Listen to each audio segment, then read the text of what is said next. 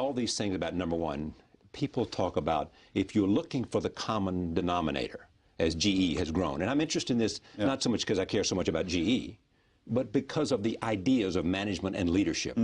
People say, if you want to know why GE's been number one, it has to do with management. There is something about the way they understand, teach, grow managers.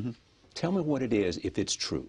I think that people really is the common denominator about GE over the eras doing well. And I would say that there are 2 or 3 things that are important. The first one is we spend time on it. You know, literally 30% of my time is on people, picking and coaching and nurturing and deciding who gets hired and fired and things like that. We spend $1 billion a year on training. We have an education center, you know, right up the Hudson here that is a big part of our culture. I would say the biggest part of our culture. And so we invest in it constantly, so that's important.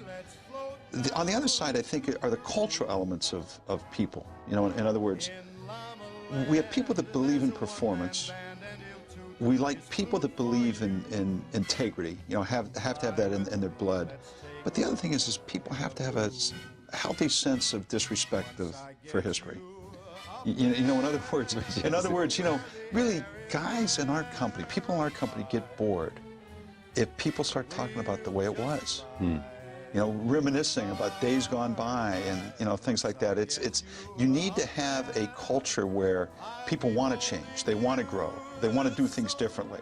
So it's an all-consuming passion for people and training, but it's also a self-selection process so that you end up with people who want to think about tomorrow and not yesterday. And it's the combination of those 2 things that I think makes the culture great over a long period of time. Woof, woof. Hi, I'm Sparky the dog with Team 6. My friends JM and Matt have a great presentation to take you through.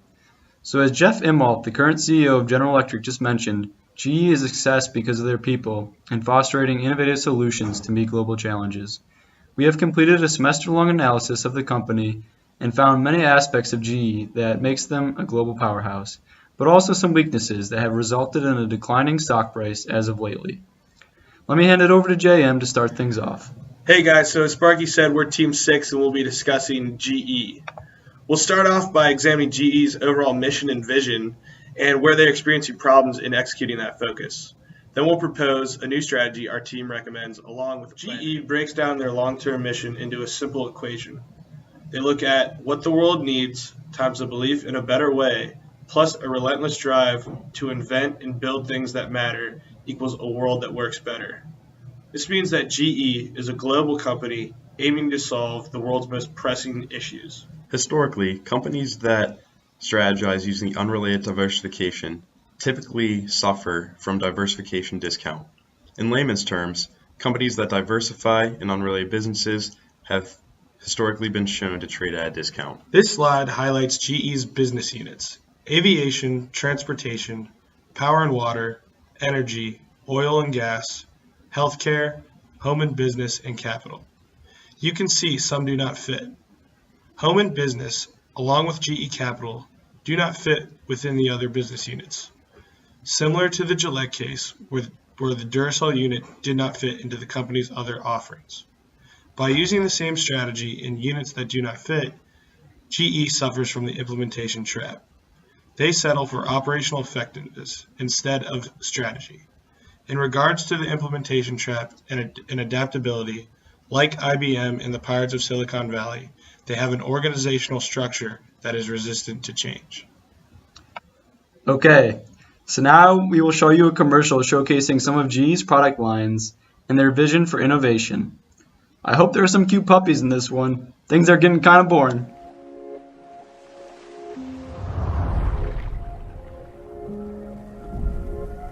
My mom, she makes underwater fans that are powered by the moon.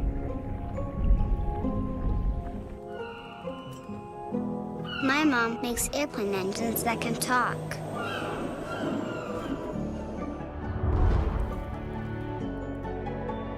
My mom makes hospitals you can hold in your hand. My mom can print amazing things right from her computer.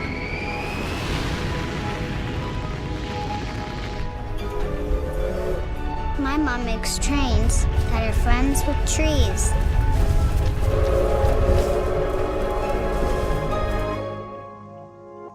My mom works at GE.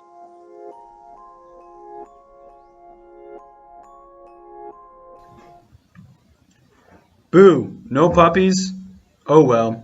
You can see from this commercial that there is no mention of GE Capital, the company's largest business unit. Where does GE Capital fit? As you can see from GE's portfolio, GE Capital brings in 31% of GE's revenue. While this sounds like a great thing, a successful line, it is not necessarily good for GE as a whole. As a financial entity, GE Capital is subject to the financial market, which is very cyclical. This means with one bad day or a recession, GE as a whole could tank. This creates risk for not only GE Capital, but other investors as well.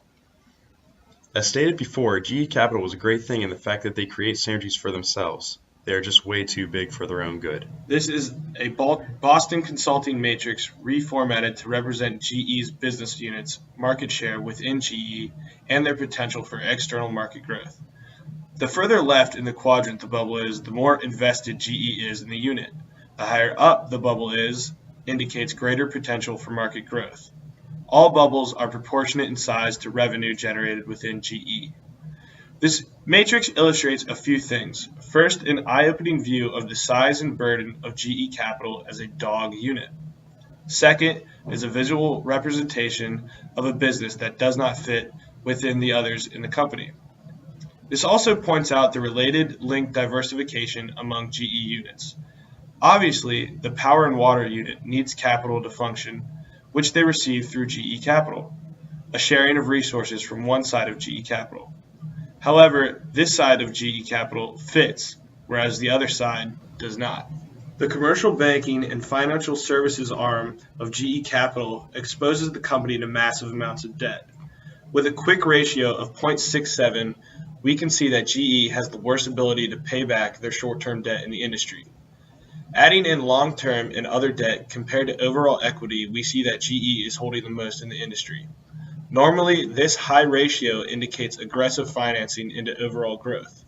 But to look at competitors' ratios with the same growth rate as GE, this number seems out of proportion, decreasing investor confidence in the company. Inventory turnover for an industry such as retail, a high number usually indicates strong sales, but GE operates in slow sales industries.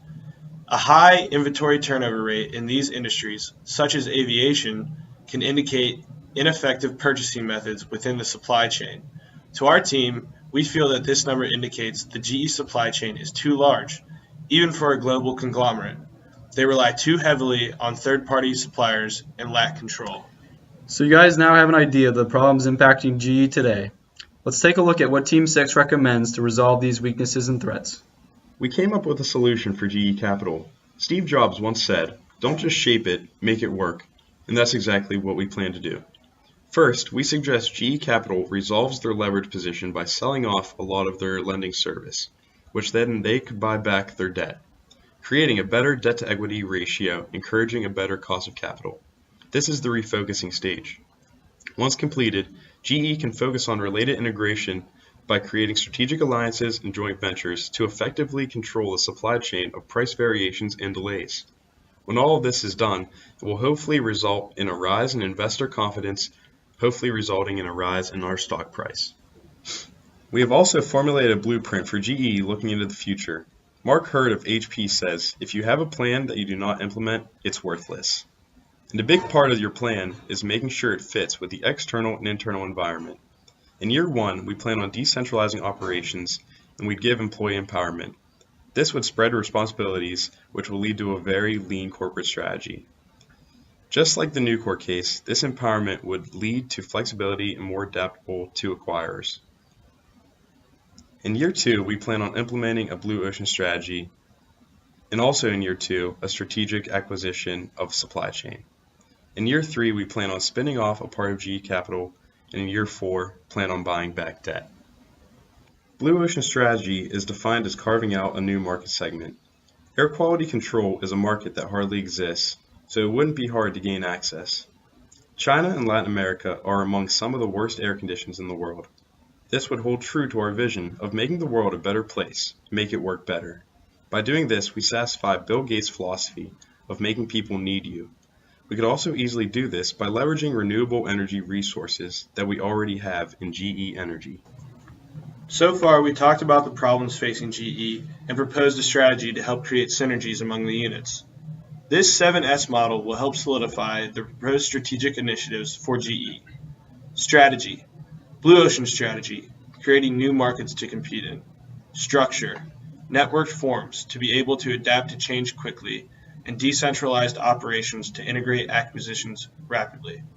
Systems: compensation systems that rewards teams rather than individuals. Staffing: people are the focus of the organization. Skills: what does GE do best? Innovation. Style: political manager, having a high degree of involvement and strong attention to administrative constraints. Shared values: a world that works better. Finally, we found a few risks involved with our proposed strategy. One risk is that emerging markets mature at less than expected rates and demand stays lower than estimates.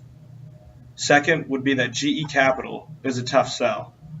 Lastly, delayed integrations of acquisitions in the supply chain and flawed synergy logic. GE cannot solely focus on mergers with just revenue enhancements. They must focus on firms with intangible core competencies. Woof woof, Sparky here again. Thank you for listening to our presentation. As you can see, GE is focused on fostering innovation to meet global challenges, but is hindered by the dog, GE Capital. With some repositioning, GE will be able to create a sustainable competitive advantage, therefore increasing their stock price in the future. Hopefully the Cyberlink ads at the bottom didn't persuade you too much. Woof woof, have a great summer and good luck.